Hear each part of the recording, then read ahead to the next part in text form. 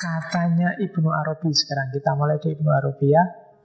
Ibnu Arabi sebelum merumuskan kebahagiaan harus kita pahami pikiran-pikiran asumsinya, dasarnya.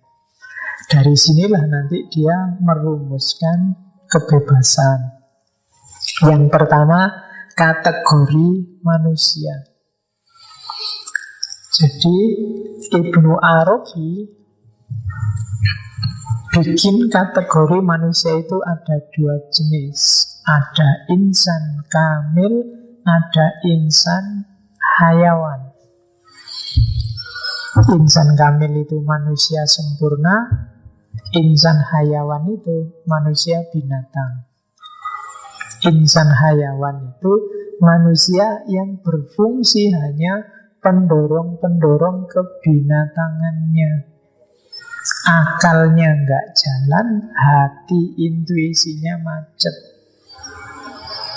Akal hanya dipakai untuk, kayak minggu-minggu kemarin, menjustifikasi nafsunya. Hasratnya dulu, nafsunya dulu, baru akal dukung, baru dicarikan dalil Al-Quran. Itu namanya insan hayawan. Jadi pacaran itu boleh kok Pak, karena kan sebelum nikah harus pacaran dulu. Logikanya kalau nggak kenal dulu kan kita nggak bisa hidup bersama. Itu dalil aklinya Pak. Naklinya juga ada Pak. Wa ja'alnakum syu'uban wa qabaila lita'arufu. Jadi itu kan pacarannya duluan, argumennya belakangan. Jadi dalilnya untuk menjustifikasi hasratmu, ambisimu, nafsunya, itu namanya insan hayawan. Meskipun pakai Quran, meskipun pakai dalil. Jangan terlalu wow, jangan terlalu terpesona dengan orang yang pakai dalil. Coba kamu cek, dalil itu ada di depan apa ada di belakang. Kebanyakan ada di belakang. Punya pandangan dulu, punya pendapat dulu, punya aliran dulu, baru dicarikan dalilnya. Karena orang selalu tanya, pikiranmu gitu, dalilnya apa? Kebalik harusnya. Dalilnya gini, harusnya kita mikirnya gimana, kan gitu. Kalian selalu pendapat dulu, baru dalilnya. Nah itu, kalau bagi Ibnu Arabi masih belum. Statusnya masih insan hayawan. Yang nyetir masih hawa nafsu. Belum masuk ke insan yang kamil. Nanti dulu saya ngomong banyak sekali waktu sesi awal Ibnu Arabi itu tentang insan kamil. Yang kedua ada kategori Abdur Rabb sama Abdun Nazar. Jadi Abdur Rabb itu yang nyetir adalah kalbunya yang bersih. Kalau Abdun Nazar itu yang nyetir adalah nafsunya. Nah, kita bisa cek diri kita ini Abdur Rabb apa Abdun Nazar. Untuk bisa Abdur Rabb, batin kita harus suci. Kalau dalam dunia tasawuf ada takhalli. Setelah takhalli itu dibersihkan dari yang jelek-jelek. Untuk bisa membersihkan, kita kan harus tahu yang jelek itu apa dan di mana. Untuk tahu ini, kita butuh kemampuan namanya muhasabah. Untuk bisa muhasabah, kita harus punya kemampuan mikir yang benar. Di situ filsafat berguna. Jadi muhasabahlah, refleksilah tentang dirimu, temukan mana yang jelek-jelek, terus bersihkan. Itu namanya takhalli. Setelah itu, isilah dengan yang baik-baik. Ini namanya tahalli.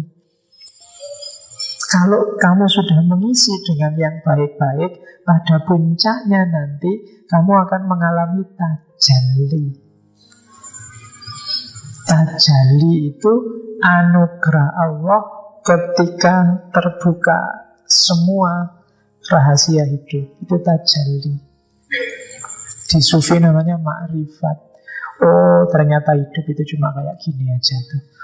Ternyata intinya orang itu hanya ini saja. Itu namanya tajalli. Ini nggak bisa diteorikan. Kamu nggak bisa hanya baca buku sufi untuk ngerti Allah itu gimana, hidup ini gimana, nggak bisa. Kalau tajalli itu pemahaman langsung dari Allah. Kalau bahasa psikologi namanya kesadaran. Ada kesadaran ilahiyah namanya tajalli. Tidak, kesadaran itu levelnya beda sama sekedar pengetahuan. Kamu tahu kalau bohong itu jelek, tapi sering tidak sadar sehingga terus kamu bohong. Kadang-kadang, kalau terpaksa. Nah, itu namanya belum sadar. Kamu sadar loh kalau sholat malam itu baik. Tapi kan saya tidak tahu masih ada nggak di sini yang rajin sholat malam. Tahu tapi kesadarannya belum muncul. Kenapa sih kok sufi itu mau-maunya ada yang semalam sholat ratusan rakaat, puasa nggak berhenti-berhenti, uzlah nggak selesai-selesai, kok betah?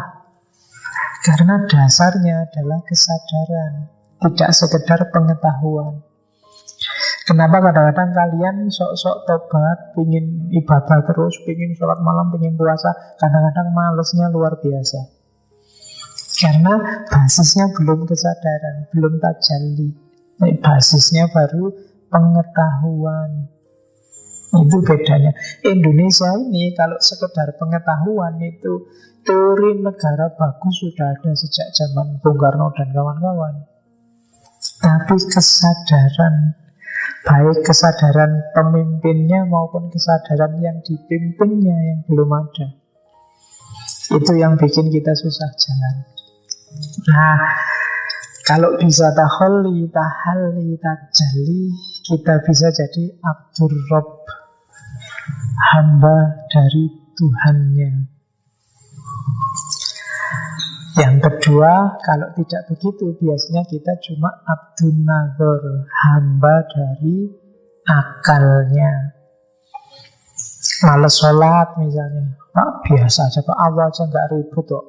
Kenapa sih orang ribut kita malas sholat? Nah, itu Abdul Nazar. Kamu cari alasan. Allah itu tidak butuh sholat kita kok Pak. Allah itu maha kaya. Ngapain sih dia butuh sholat kita? Itu Abdul Nazar. Apa-apa dilakukan dulu, dalilnya belakangan. Itu yang sering terjadi. Kebanyakan kita Abdul Nazar. Jadi apa dulu, dicarikan alasannya. Melakukan apa dulu, dicarikan dasarnya. Itu namanya Abdul Nazar. Jadi seolah-olah kamu sendiri yang nyetir hidupmu. Nah, ini namanya bukan abdun. Karena abdun itu cirinya adalah pasrah pada majikannya. Makanya nama agamanya itu Islam, berserah diri. Kuncinya ada di situ. Selama kamu masih merasa jadi dalang, ya kamu tidak akan bisa jadi abdun yang sejati.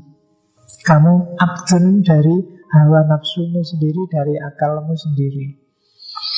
Itu asumsi pertama. Jadi menurut Ibnu Arabi, manusia itu ada insan kamil, ada insan hayawan.